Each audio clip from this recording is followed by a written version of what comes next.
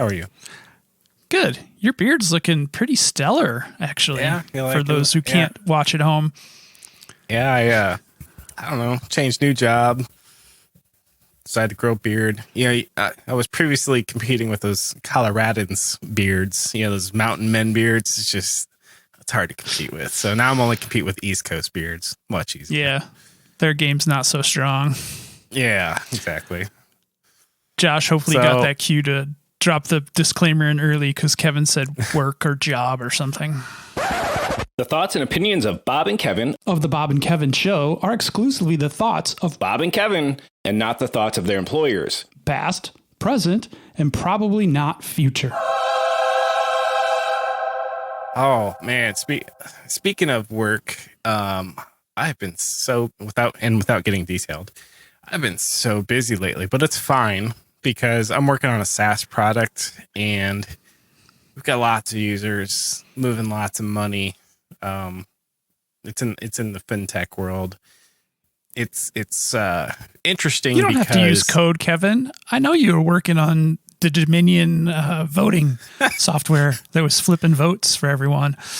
Nope, not this guy. Sorry, I was not working some dark web, what do they call it? Deep state. No, wasn't doing any sort of deep state work. Nope, just using regular old SaaS products. But what I'm doing lately has a lot to do with wherever there's money or the ability to manipulate money, bad guys right there, ready to take advantage of you messing up. It's like terrorism. Terrorists only has to get through once, but the defenders, you gotta stop them every time, right? So it's that sort of scenario. That does keep you busy, I imagine. Yeah. But the time flies. I ain't gonna lie. It goes from Monday to Friday in a blink of an eye. And part of me likes that. And part of me is like Groundhog Day, right? It's like, oh my gosh, it's time to do it again. Oh my gosh. This was what day is it? This was a very weird pandemic week because it did go fast. First time in a long time, I think I had a week go fast. Yeah. It's not really tech related, but it's society. Our hospitals are more full now in the area than they were at any given point. So the old red state of Indiana and rural areas, hearts and minds are starting to change. I can tell. I can actually start to tell. I hope so. Yeah. People don't think it's so much of a they always think it's the internet. Oh, well, why can't I think of conspiracy theory? Oh, yes, but it's not 4G, 5G. Oh my gosh, that was so hard. 5G towers, yeah. Yeah, 5G's causing this, Okay. What evidence you got again? I found out on Facebook. Didn't you? I'm like, no, I'm not on Facebook. That's how I not crazy. You are listening to the Bob and Kevin Show with Bob Beattybar and Kevin Giescheski. Each week we cover relevant tech and social issues related to technology.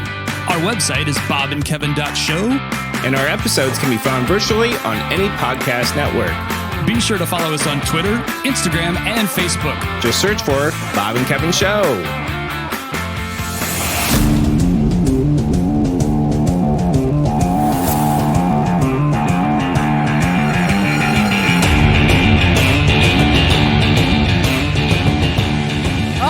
That's a great segue because I have a really important tech-related question to ask you, Kevin.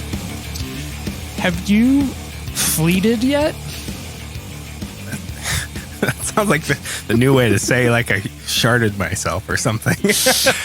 No, I'm glad you went there on the joke because that's where I was thinking when I heard it too. So do you know what a fleet is? Well, I think so. I'm going to say yes, but by the time I get to the end of this answer, you'll be like, do you really know, Kevin? Because as far as I know, a fleet is like an Instagram or a LinkedIn story or one of these every other platforms, like disposable things that I still don't get to this day. I still ask my son, Grant, like, Grant, what's an Instagram story again? Oh, it's a thing and the blah, blah, blah, and it goes away. I'm like, oh. But why would I do one of those again? And, I just have not ever understood. It's totally a younger than me thing, I think. So Twitter, you're 100% right of what it is. Twitter has adopted Instagram stories, Facebook stories, LinkedIn stories. Well, now there's Twitter stories, but Twitter's a little bit more creative than everyone else. And they called it fleets because they're fleeting thoughts. Right. So you can do a text-based one, you could do audio or video. So the only fleets that I have seen so far are the video ones, and because they're exactly at the top of the timeline, just like Instagram, and they have little circles with the user's profile picture, just like Instagram, and you just tap and right-click through them. I see what the draw might be. I was much like you, Kevin. I was an old man who was very against anything changing. And no, I don't hear any crackles in my mic. Bob, I sent you that through Slack. You weren't supposed to acknowledge it. You're terrible at this radio thing. Yeah, I know. Sorry. We have a side channel communication. But that's a segue to another thing. But let's finish fleets and then we'll get into the crackling. Yeah, we don't want this fleeting thought to be lost. Yes. So I'm starting to understand the appeal of it, though, because reading a scrolling vertical timeline in Twitter is awful. Okay. It's just, right? It's the definition of doom scrolling. Facebook's the same way. For some reason, you put those horizontal stories up at the top and they're mostly comprised of photos and videos. They're far less irritating initially. Now, of Until course, somebody figures out how to irritate people with those. Right. The more popular they get, the more irritating they will be. A couple of my followers have jumped, or a couple of the people that I follow on Twitter have very quickly jumped onto the fleeting platform because they want to be early adopters and have early success. So I know all the words, so many of the words. Fleets, tweets, parlors. Have we figured out what a parlor is yet? If you send them, I think it's parlay, isn't it? No, so it's been on like Good Morning America. Like they've experienced exponential growth, and they call it parlor. So maybe it is. Why do they call Frenchy. it parlor? I don't know. Yeah, why do you do half the things you do? Because that domain's available? I don't know. Yeah, that's why. Well, but I thought of it more of like a pirate thing, not a Frenchy thing. Like, pirates use the term parlay, and I don't know what it means. Gosh, we really need that intern to pull it up on the screen spelled right differently away and tell though? us. Is it I don't know. I don't know either. I'm not a pirate, so or a Frenchie, or someone who would use parlay, or a conservative. Yeah, exactly. But you will possibly find Bob and Kevin on that platform because we went there to go look and see what the dumpster fire is. Yeah, it's pretty serious, man. Oh, my and we Lord. quickly got the hell out of Dodge. I haven't been back since. But full disclosure, have you noticed all the tweets I've been sending recently? Oh, no, I knew you were off. That's why I was wondering. Yeah. No, I haven't switched to Parler or whatever we call it. I'm just tired of the doom scrolling because I get triggered, man. And it's not like people like I know trigger me. I just want to see what the shit show is over at the real Donald Trump. And I go, wow. And I go, scroll. Wow.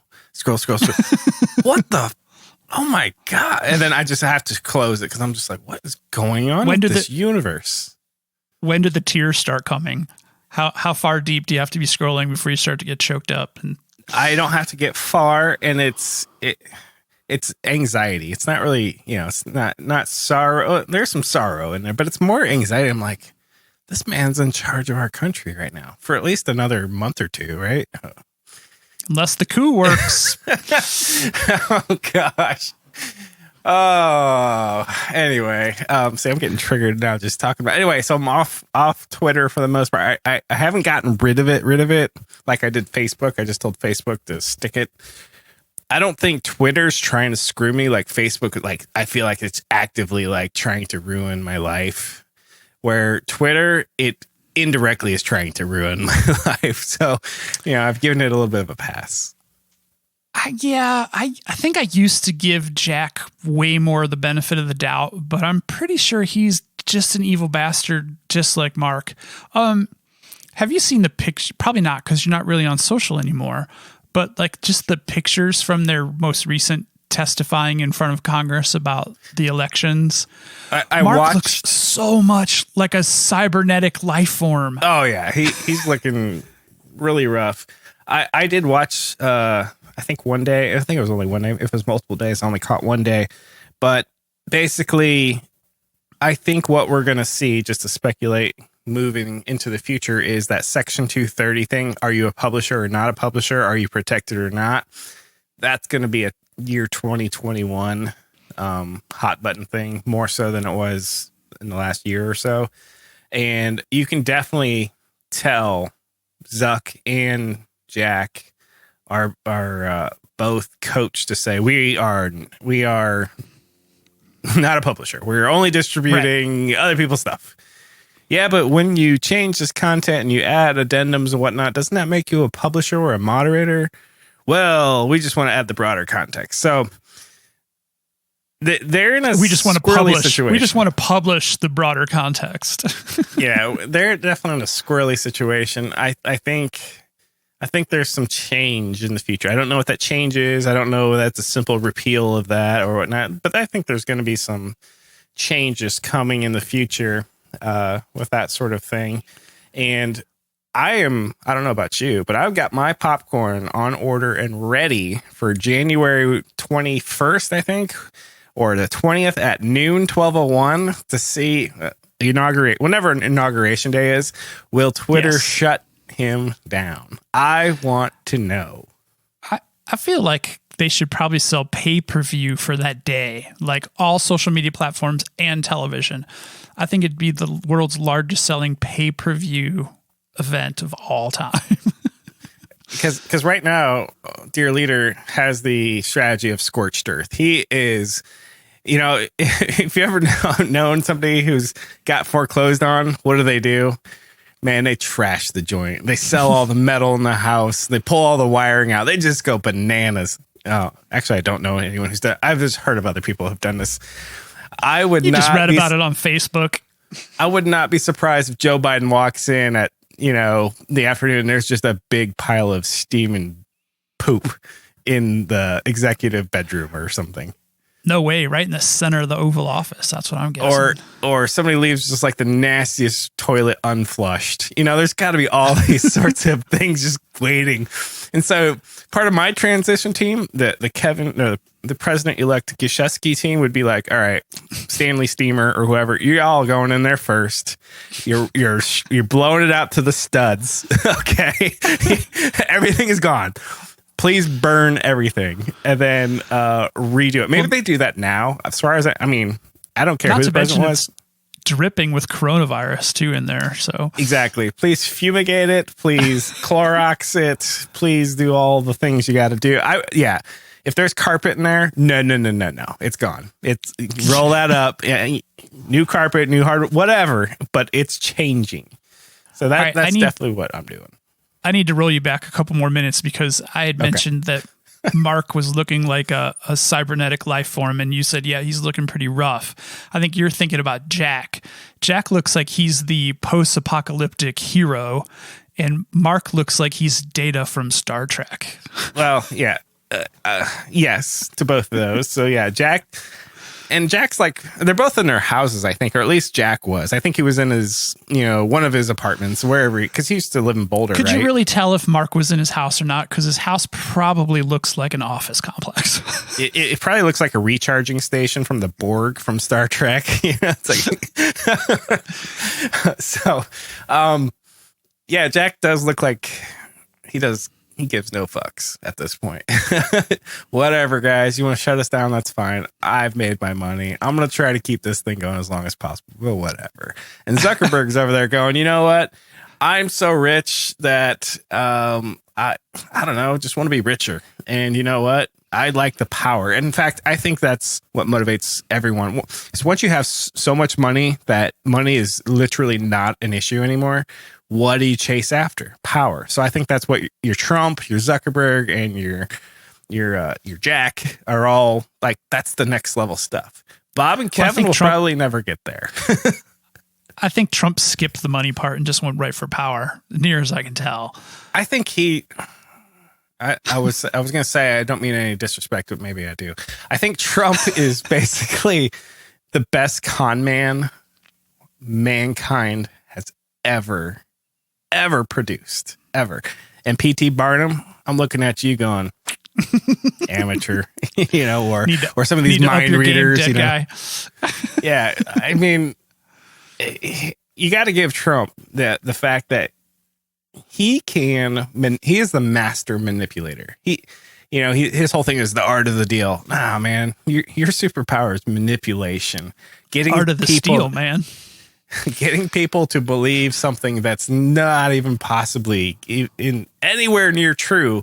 But now you got people going, yeah, voter fraud, yeah. And I just don't get it. I mean, that's good. Good for him. That's great skill. But, not good for America. Right. I'm going to take you back to fleets again because I wasn't done with this topic. So I still am on Twitter, and I do read things because I'm part of tech Twitter, which is, for the most part, a little bit more palatable than most of the rest of Twitter, I think. But it's got its dark moments, too. But I see all kinds of calls for things like, we'd like an edit button, or all kinds, just pick a feature. But I see edit button a lot. But Twitter comes back with, nah, I know what you guys need. You need stories in Twitter, AKA fleets. Why do they keep introducing these bogus features when there is such an outcry for an edit button? Are you asking me like I actually have the answer? I mean, I can speculate. Yeah, no, I'm asking you for your speculation. I know you don't have the answer. Why? I think they have a flawed design principle, and I think that goes to Jack. Like, you could do an edit button. So on first pass, you could go, oh no, we can't do edit button because if you tweet this, retweet that, and like it, now you edit it. Now you've completely possibly changed. Exactly.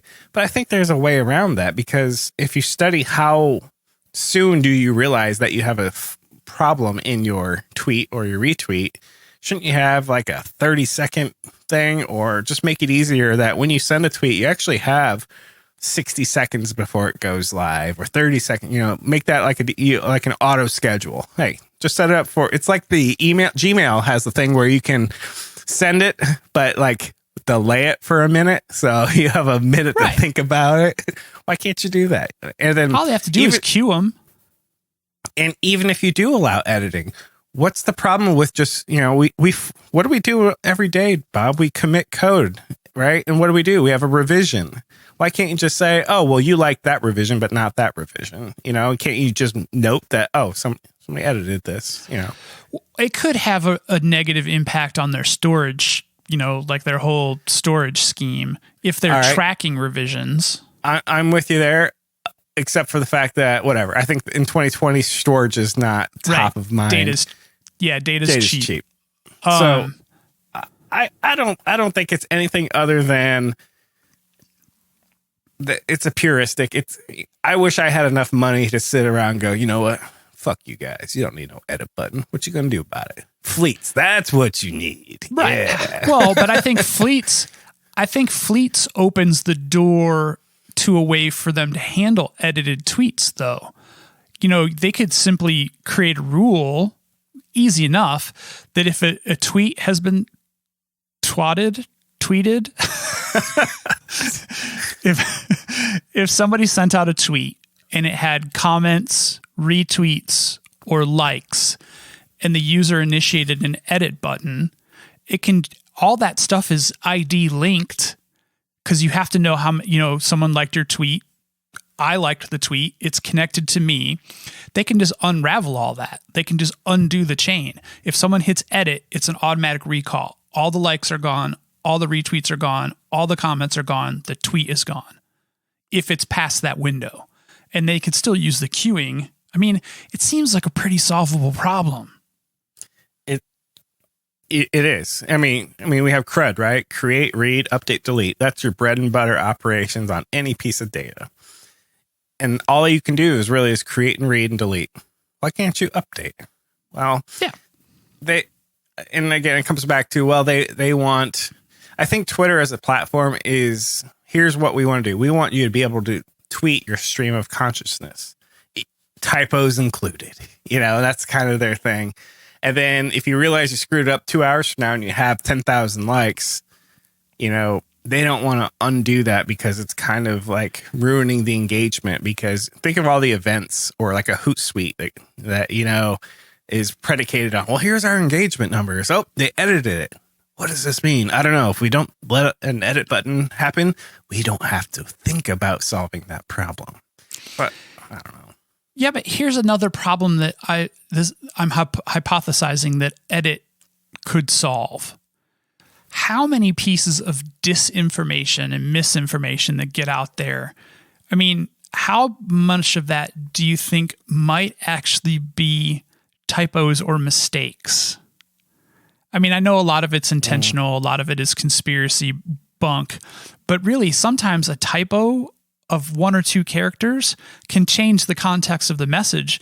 And if it's sent out by someone who is just too ignorant or lazy to delete it, it causes a problem. So the classic example is, let's eat grandma, or let's eat grandma. Right. I get that. But I would say that those examples are very kind of like unique and few and far between. And a lot of times I will Slack something. I mean, let me ask you this. You use Slack or Teams or something. How many times do you edit like a message after you've sent it? I do it all the time because I reread them and I go, whoops. Or I thought one thing, said another. If you spell the word account and you put a C in the wrong space, transpose the O into C, it spells a different word at the end of that. So it's like, I write consulting all the time. I'm terrible. I can't spell consulting, and that's kind of big for my job. It's consulting all the time. Yeah, I've got a lot of those words. I don't know. I'm at odds with social media in general. To be honest, I just think it's, what is the phrase? A lie will race around the world before the truth even has its pants on. Okay. So, and social media, is really good at making that even worse, So that sounds like a good old country saying, it's son. not I heard it recently. It's usually people will believe a lie, quicker than they will the truth, but I like the country version a little better. For the damn truth can even get its pants on. Yeah. Because, Trump can sit there and just tweet out anything he wants as fast as he can, and no fact checker in the world can keep up. Because if you're going to do real fact checking, nuance, there's so much nuance in these words. Or, I mean, I'm getting rage here. Some of the stuff is just, if you can't prove it one way or the other, people will then go, well, is it true or not? Well, you can't say it isn't true. Some guy, actually guy, well, you can't say he's wrong, can you? Well, no, you can't. But guy. Yeah. So right now, Twitter's tagging about everything he tweets. But does that matter? Well, did you see that that's become a meme now? Like, people are just tweeting ridiculous stuff and putting that image at the bottom of it. No. Oh, yeah.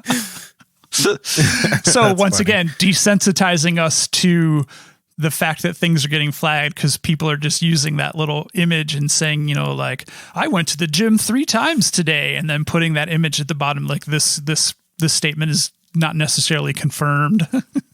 So social media, I think right now is our second pathogen going around the world. Coronavirus being the first, social media being the second.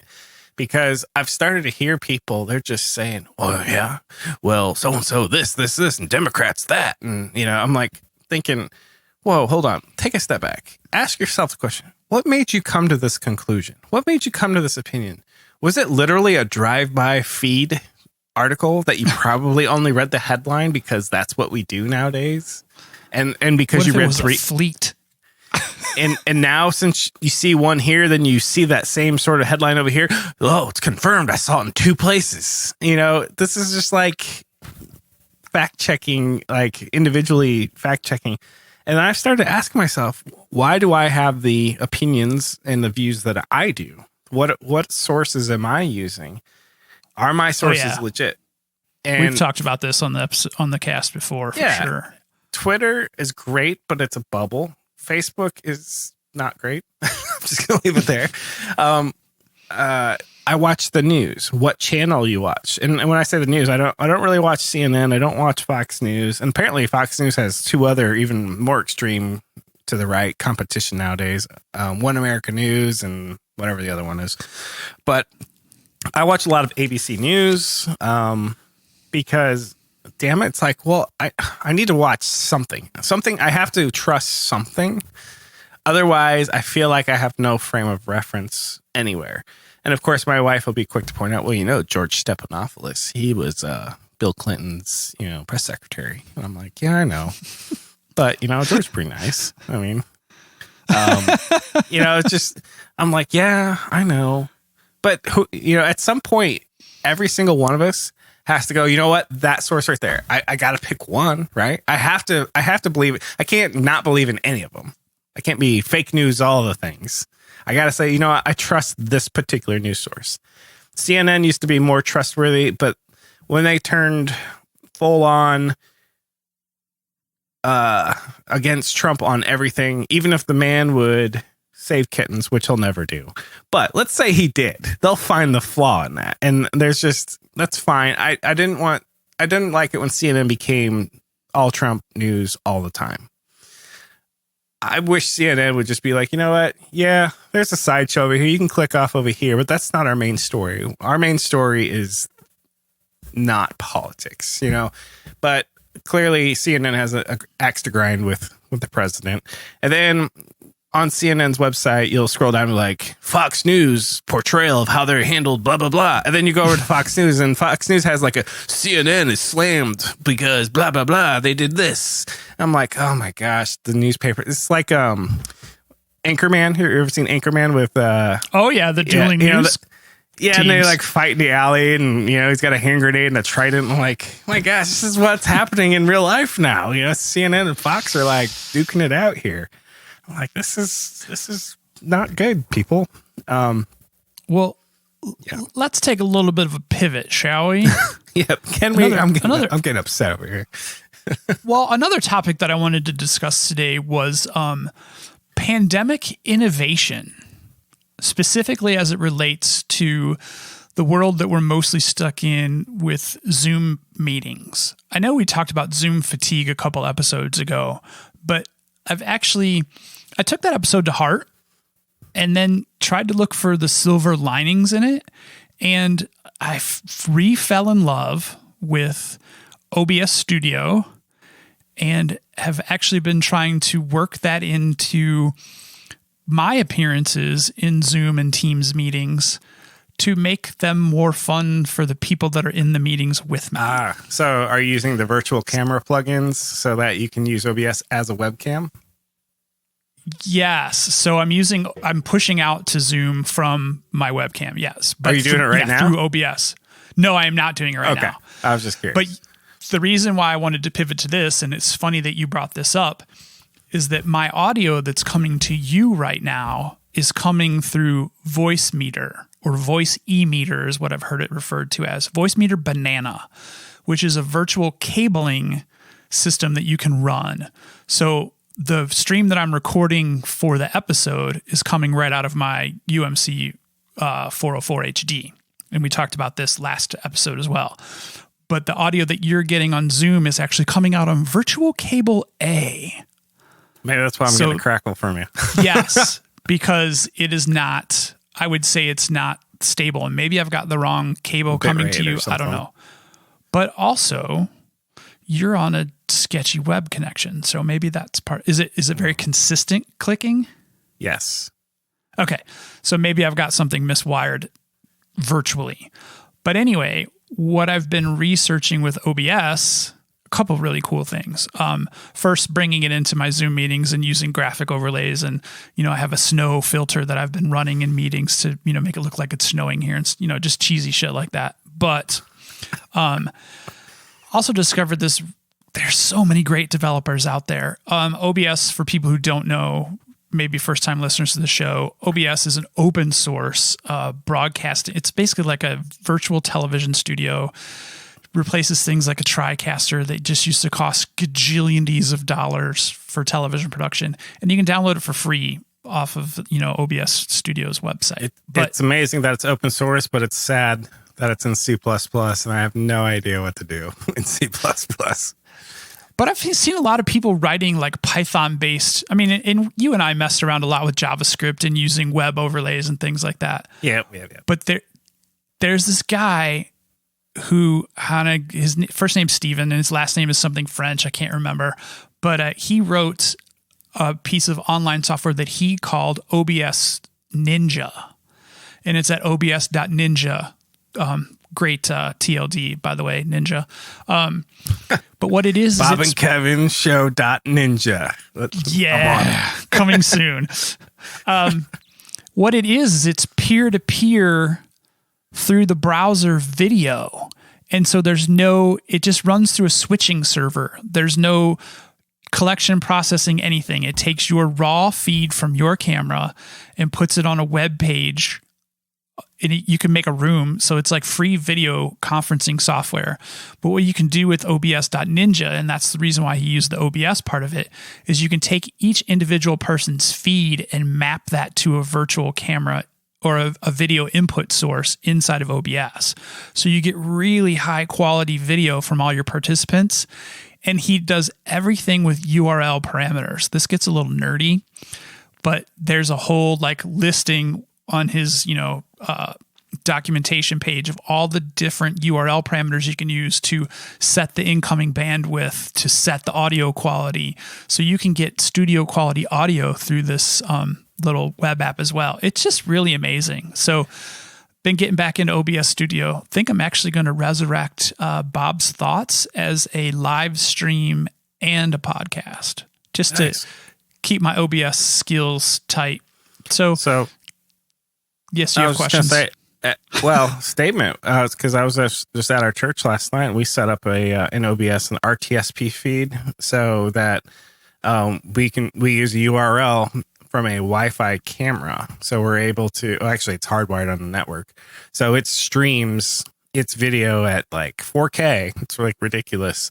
And then we just tell OBS to tune into that camera on the network, and then we have that live stream right into OBS.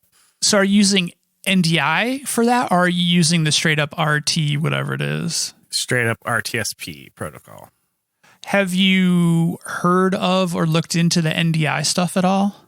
I have no idea what that is. Enlighten me, Bob. NDI, it stands for Network Device Interface, but this is also something that is kind of a pandemic innovation. Companies like Microsoft and Zoom I don't know if Zoom's adopted yet. Microsoft is definitely. In Teams, you can actually set up at the tenant level the ability for participants to enable NDI. And what that does is it kind of similar to the OBS Ninja. It gives your own video feed a unique URL that can then be sucked into an OBS. Remember when we first started doing the podcast as a video thing, and we would have to do basically a screen capture in OBS? They came out with a Skype for Creators, which when Teams came out, you kind of thought Skype was going away, but it didn't. They came up with a Skype for Creators edition, which utilizes the ability to have NDI feeds come out of it. So that would have solved our So what you're saying needs. Is one day when we're famous and have a huge following and we get back on live video versions of this, you've got us covered. I'm very excited to toy around with some. One of the things that I was actually thinking, and listeners of the show can hit us up on Twitter and let us know what they think of this, but maybe toying around with doing a live stream of us doing the show to Instagram. So since we don't really pay attention to our Instagram property, waiting on you, Bob. I'm already all in. All right.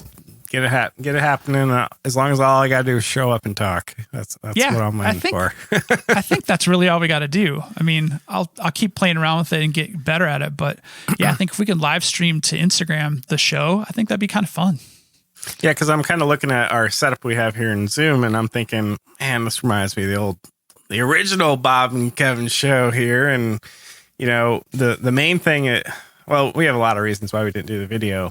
But I think we're a little smarter now as far as a lot of things. So yeah, I don't think we get ourselves into the copyright. I think the podcast has taught us to be more not dependent on external resources. I don't know. Yes. Yeah, I agree. And even if you look at Rogan, I mean, like a Joe Rogan, it's basically video of them talking, and every now and then they feel a little froggy and they'll show something, but not often. And that show is doing fine. It's usually when a guest wants confirmation on something.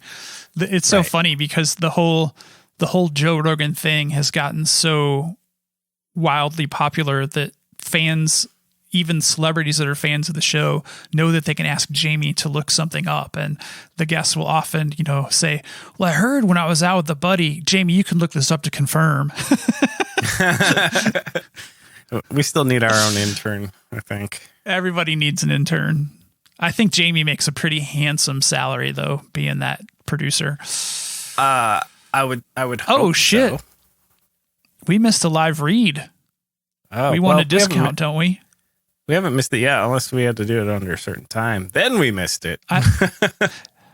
Now he gets a mid-roll. Is it in show notes? Is that where he stuck it? No, where did he stick it? It's somewhere in Slack. Man, this is great radio. Showing exactly this is great radio. How we do it here. Yeah. Oh, he pinned it. Somebody pinned it to the top of something. That was me. But of course, as I'm going through Slack here, I'm going, how do I find saved items? No. Yeah, I've got it right here, Bob. In fact, this episode of the Bob and Kevin Show is brought to you by Beatty Bar Media. It may seem like we don't know what we're doing or how to do these advertising things, but we do. And why? Because we have confidence in our sound engineer at Beatty Bar Media. Who are Beatty Bar Media? Who is, if you will? Beatty Bar Media is an online editing and production company that specializes in music, podcast, production, and video services for creators of all backgrounds. They're efficient and reliable. Sorry, wrong spelling of there. Totally threw me off. Their efficient and reliable services will save you time and stress on any project. And this is the part where we're going to tell you that, for listeners of the Bob and Kevin Show, Beatty Bar Media is offering a 10% discount of any new project for listeners of this show. All you have to do, this is all you got to do, visit www.beatty-bar.media/BK show. You got to do the /BK show. That way we get our credit, you get your credit. And then, Bob, this is where I'm going to throw it over to you. Why should people use Beatty Bar Media?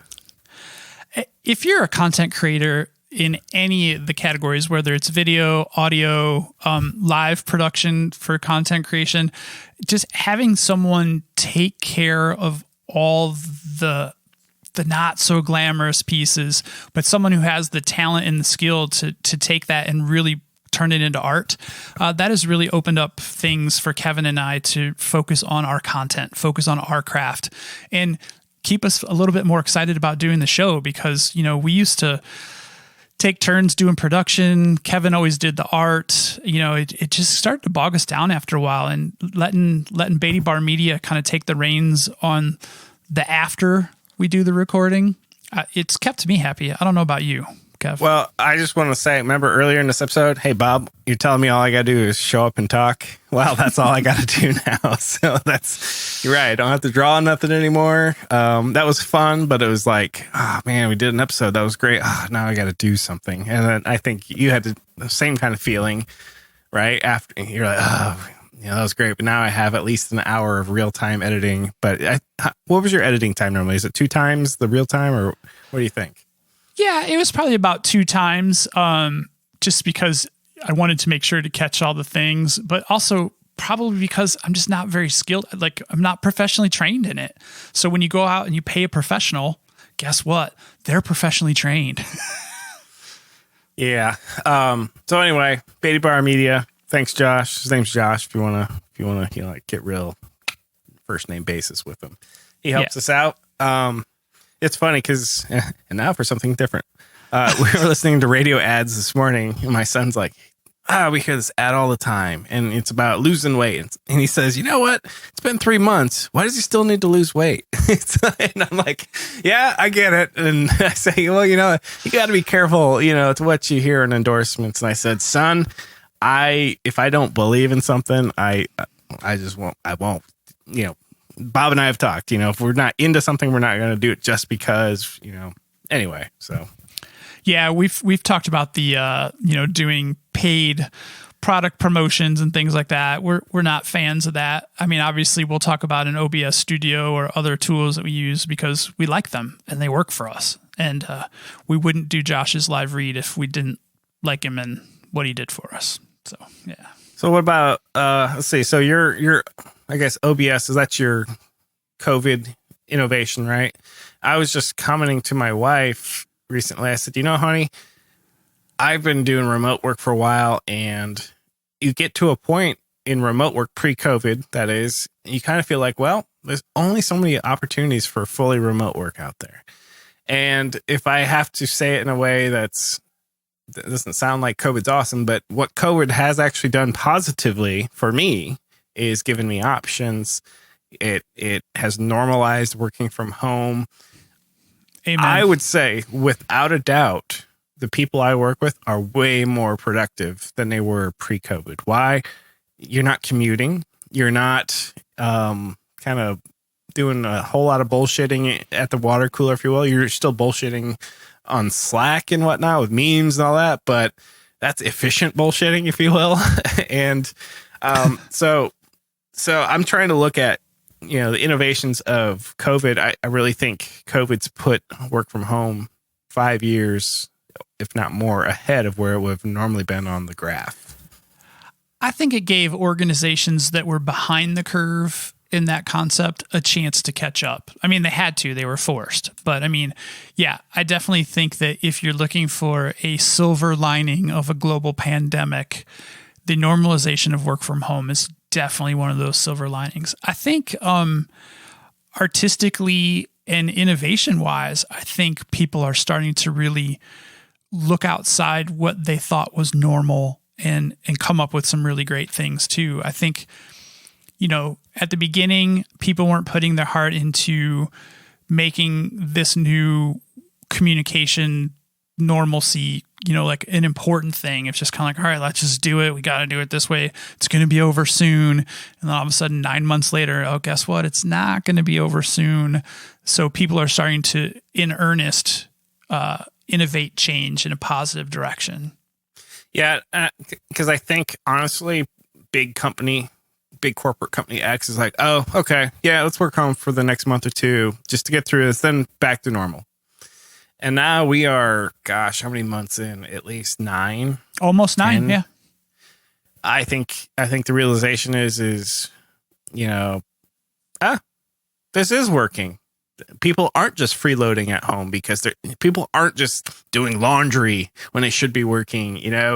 It's one of those. Yeah, instead of me going to the break room, getting my coffee, sitting there and asking Sally how her weekend was, I am actually taking a break, getting coffee, throwing a load of laundry in, and then coming right back and sitting back down. So yeah, no problems there. Feeding my dogs or letting them out to go to the restroom or whatever. But I am just as productive now, if not more, and I feel I'm happier because what's a commute job do to you? It's like, I'm driving at the beginning of my day and the end of my day, I'm wasting time moving my body, and it just weighs on you. We call it windshield time, right? I've got windshield time. When I worked at up in South Bend, 90 minutes each way of windshield, 3 hours of every work day was windshield time. I got a lot of audiobooks in, but I got to tell you, every mile felt like forever. and it's risky, right? Just driving 120 miles a day round trip. There's another semi. Oh, yep, there's a deer. Yep, up. It's kind of slick out today. I'm not worried so much about that anymore. So, what if anything, have you learned from your colleagues during this extended work from home that you weren't necessarily incorporating? Because you and I both worked remotely long before this for many, many years, actually. What, if anything, have you learned from your colleagues that were relatively new to full-time remote, if anything? So, are you asking, have I learned any new tricks from my newly remote workers? Yes, I was just really shitty at asking the question. Sorry. Okay. All right. I am learning, or I have learned who is good at it and who's not, because not everyone is made for remote work. However,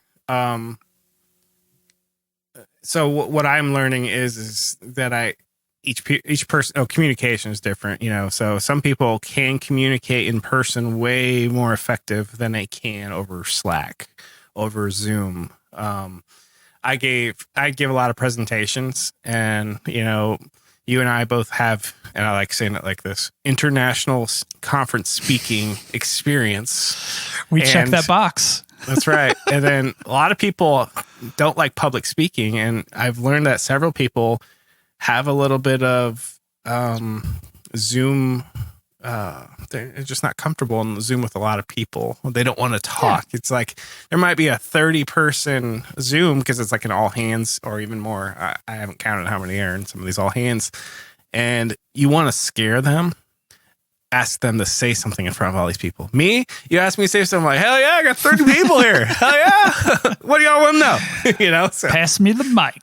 That's right. So that's one thing. What about you? Because you were fully remote, but your team wasn't necessarily fully, right? Right. No, actually, I was one of the very few that were. I mean, I think I was the only one that was 100% remote. But it's funny that you brought up the international presentation stuff, because I'm going to lead in with that. I've actually given a presentation a couple of times about work-life balance to tech communities, and when some of my colleagues transitioned to full-time remote, I learned that I wasn't necessarily doing daytime throughout the day work-life balance as well as I thought I was. I have a lot of colleagues who are very good at going for a walk in the middle of the day, or just like getting out of their office. Turns out they used to do that in the office too, and that's why they do it at home. But it was very illuminating to me, because when I got into working from home, I had to prove myself to be able to do that, like in the professional setting. And so I took it too far. Like when I would clock in, I wouldn't, I barely move for lunch. I'll get up and I don't sit on my ass all day long, but when I'm on the clock, I'm on the clock. Like I don't take extended breaks. So that's something that I'm still actually learning through this whole process. And apparently I've got quite a few months still left to learn it. Back to the communication front. Another thing that we're learning together at my current gig is communicating in Slack efficiently, because Slack's pretty much our primary way to interact. And we have a lot of things come up. Like we use like a Jira type ticket system where if something comes up, it could be like, no, drop everything. You need to work on this because this is a big deal. And we have to triage and a lot of that. So if you have 10 conversations going at once in a channel, what happens? Well, you're kind of like scrolling. Nope, that's not it. Where was that one thing that we talked about? Right. Wait, did you say yes to like person A's thing or person C's?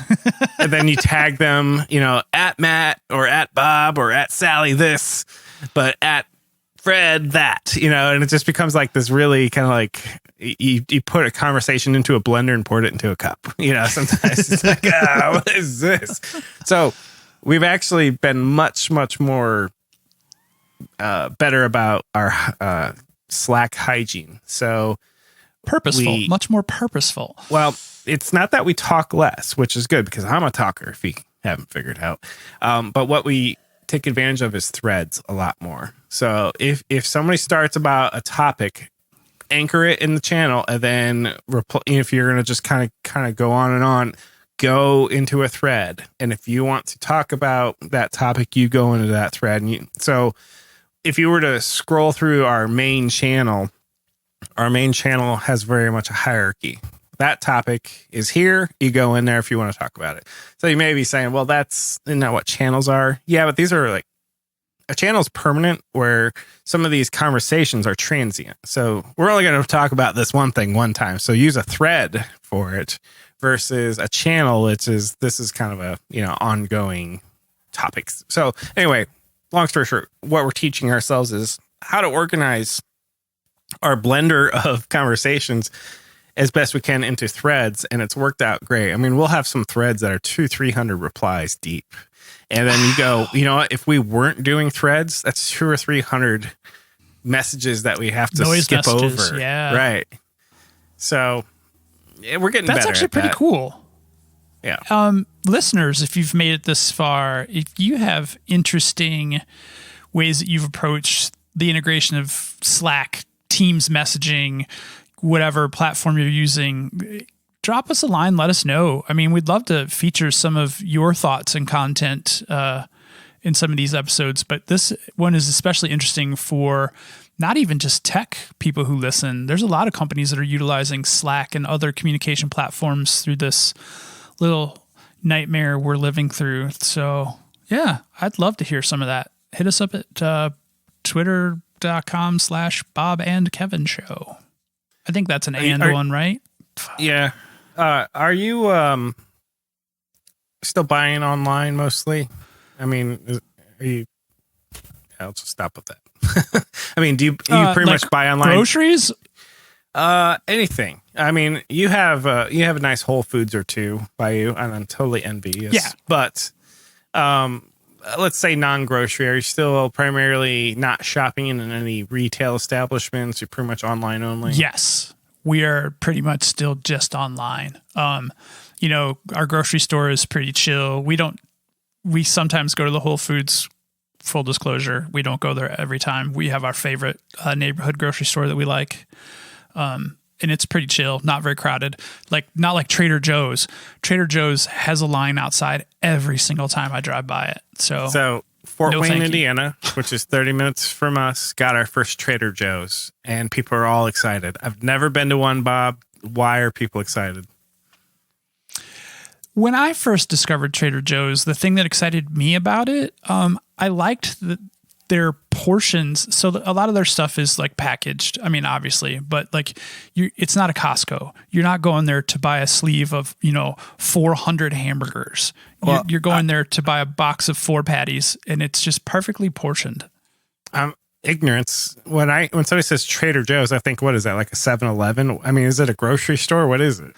It actually is. It's a grocery chain. It's smaller in size for the most part, but I mean, it's got it's got a produce section. It's got, your cereals. It's got a slant toward Trader Joe's version of like single source, kind of locally raised, but not like in your locale. Is it for families? It's just a quaint little grocery singles? store. I mean, who's your typical shopper? Is it just like somebody who would want to go to Kroger or whatnot? I would say big family, no. But like if you're, single for sure, and up to small families, like, 1 to 2 kids max. Okay. I'm just curious because people are just because it doesn't Trader Joe's. I'm like, I don't know what that means. Just because it doesn't have that bulk aspect to it. I mean, it's not going to be for your big families. They get some really interesting, there's those stores that get unique stuff, but then it's gone all the time. It's like very limited run, unique thing. Trader Joe's has got some more of like unique flavorings and unique approaches to things, but they keep them around longer. All right. $2 Chuck. Are you familiar with the concept of $2 Chuck? No, I am not. What's that? Back in the day, it was $2 Chuck. I think now it's $3 Chuck. It's Charles. Shoot. There's Chuck comes from the Charles, but it's an inexpensive wine. Okay. And it's a Trader Joe's staple.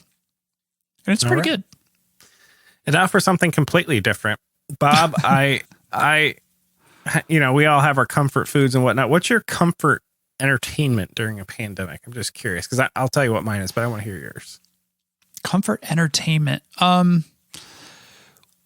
We have been trying to find like long series, like rewatching a television series that we hadn't watched before. Actually, we just rewatched Alias. We just finished it yesterday, but that seems to be our most common comfort entertainment.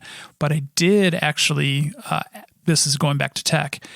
Apple released their Apple One subscription earlier this month or at the end of October. I can't remember. So we signed the family up for that, and it comes with an Apple Arcade subscription. So I have a hot new little Nimbus Plus game controller that I use with my Apple TV. So that's kind of fun.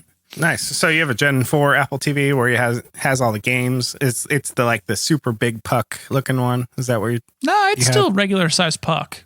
So, but I think it is the 4th gen. But it's just compared to like the 3rd gen. 3rd gen is just a lot smaller, I think. Compared.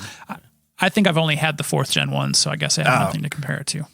3rd gen was great, but 4th gen knocks it out of the water, man. So yeah, I was late to the Apple TV game, but the arcade games, I mean, they're mostly, you're not talking brand name, but they're interesting. It's an interesting gaming platform so far. Very early into it, So yeah, we're doing a ton of binge watching. We're currently binging on The Crown season 4.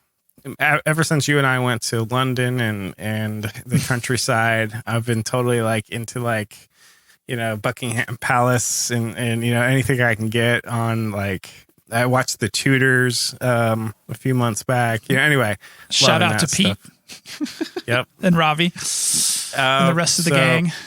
So yeah, London's definitely one of my more favorite places to go. I'm a little sad that we didn't get to go all the places we want because there's so many cool things in London. But it's like saying go to New York for a few days and do everything. Well, I don't know if you can do that.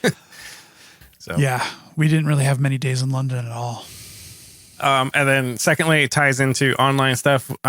Sarah and I were continuing to do our Etsy stuff. We're making signs as fast as we can make them. We've been doing well enough that I'm like, holy crap. We actually have, people are buying our artwork and people are like, we're getting a lot of good reviews and I'm just like, that's wow. Awesome. Yeah. It's validation because you know how many business ideas I've tried and just, art ideas. And I finally found a combination where it's like satisfying to do and it's, actually not just piling up stuff in my, I'm looking over here. I got a bunch of stuff that needs to sell, but I set a goal of I want at least 100 products, different products before Christmas. And now we're at like 125 maybe. Wait, you have 125 different SKUs? Yes. Holy crap. Yeah, maybe you need to check out the website. Actually, if you're interested, but the last time I went there, there wasn't that anywhere near that many.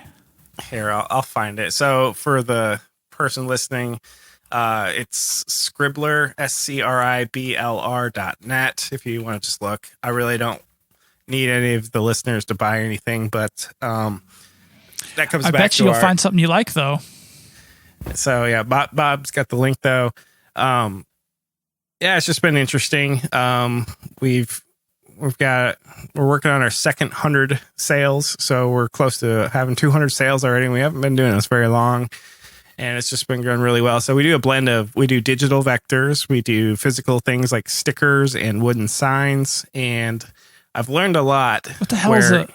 What's the circle of fifths? Oh, that's a music thing. Okay. Yeah. And that's one of my biggest sellers. And that's so I'm holding up the Bob and Kevin Show coaster. Bob, I got it from the same supplier, Sticker Mule.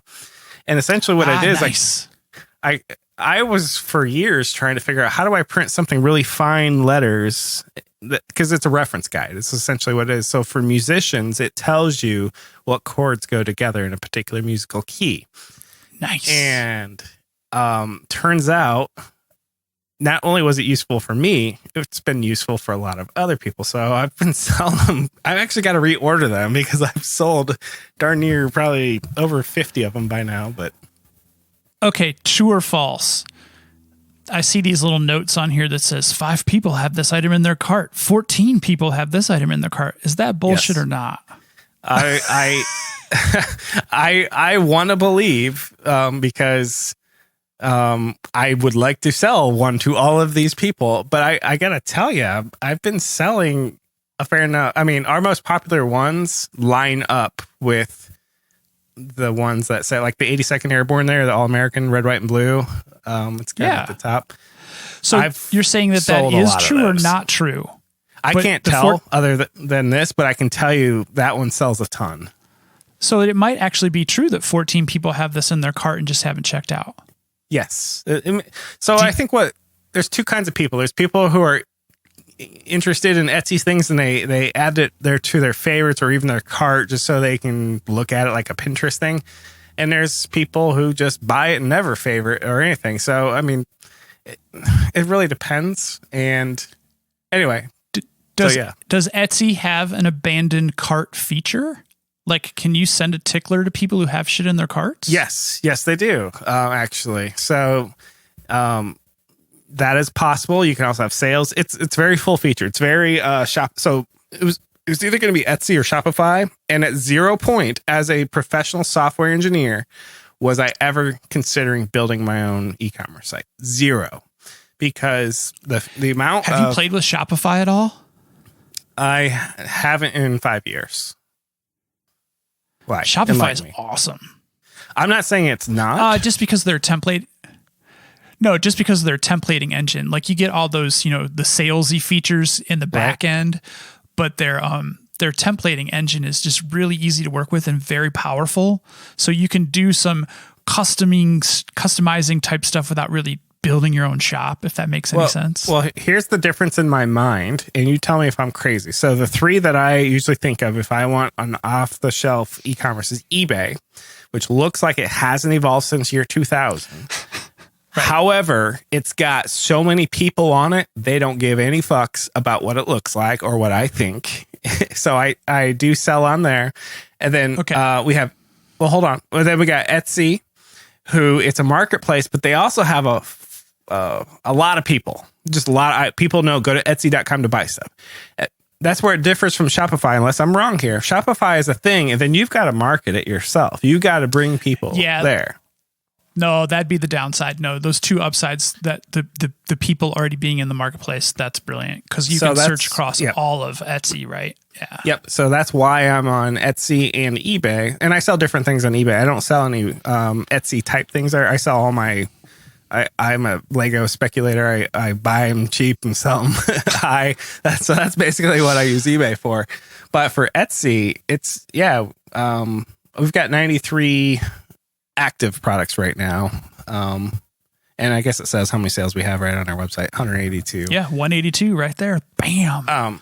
So we're not doing too shabby. We're doing way better than I thought because, getting that first sale, you're always like, nobody's going to buy my shit. Nobody cares. Nobody what am I doing? All this imposter syndrome stuff. Just what am I doing? And then you start selling and you sell another.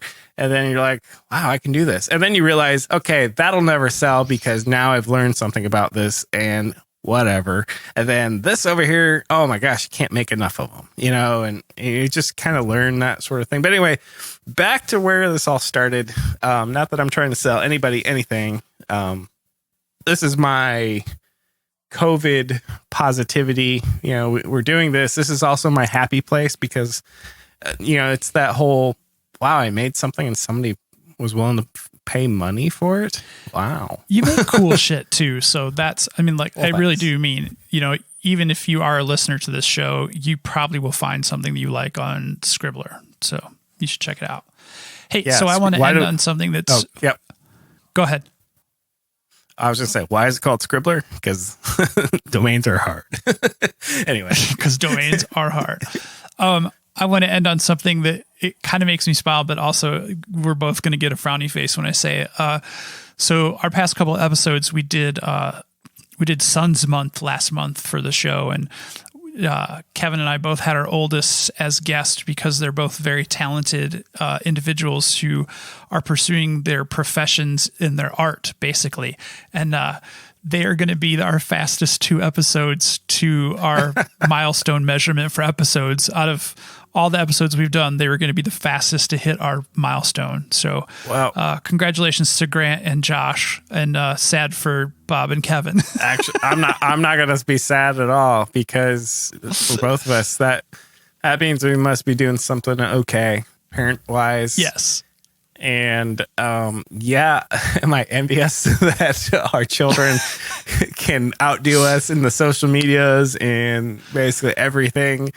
Yeah, but at the end of the day, this is kind of our happy hobby here. You know, yes, I would love to be a full-time podcaster, but I'm also super happy to be slinging code and solving problems and gainfully employed, and we have intellectual jobs, and so there's plenty to be happy about and all that. Sure, would I like to be the best tweeter / Instagrammer, fleeter, all that? Sure, but I don't know. I don't think our demographic's really consuming that as much as the other demographics. So it makes sense that less millennials are consuming 40-some-year-old white dudes. 40-year-old white dude singular, 50-year-old white dude singular. Sorry, I had to get that right. Damn it. But I mean, I'm happy for him. If I think the best because I'm in a mentor role, and so are you. I think the best teachers, and I told this to one of my coworkers, I said the best teachers hope that the student outdoes the teacher at some point. And if you don't, there's something wrong with that. There's an ego problem. Yes. It's like you should, kids or whoever's in your orbit, I want you to do better than me, because why not? That's what we should be doing. A subordinate should never, ever, ever feel like they're always beholden to whoever their superiors are. No, my job is to hopefully one day make you better and prepared for what you're doing. And we're only together right now in a temporal arrangement. We're going to be together for a journey for a limited time. And when we leave each other's orbit, I hope you were happy that you were in my orbit, and vice versa. I will be happy to have been in your orbit. It's just that social networking. So, well, I'm going to not step on Kevin's eloquent taking us out, other than saying, based on the numbers, maybe expect to see or hear Josh and Grant on the show more often, talking about aliens with us. That would be the greatest. Yes. That'd be our best numbers haul of all time. Until the next episode, stay safe, wash your hands, wear your masks, do all that good stuff, and check us out on the socials, and we'll catch you next time. All right, Bob, it was good. See you online. See ya.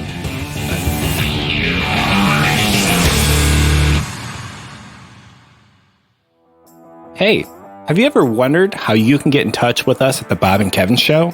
Well, first, you can try us via email at comments@bobandkevinshow.com. Or are you more into social? If so, you can find us on Twitter at Bob and Kevin Show. Or on Instagram as Bob N. Kevin Show. That's Bob, the letter N, Kevin Show. And if you're still on Facebook, you can even find us at facebook.com/Bob and Kevin Show. And for the serious business fans, you can even find us on LinkedIn at linkedin.com/company/the-Bob-Kevin-Show. How's that for a handle? Let's connect.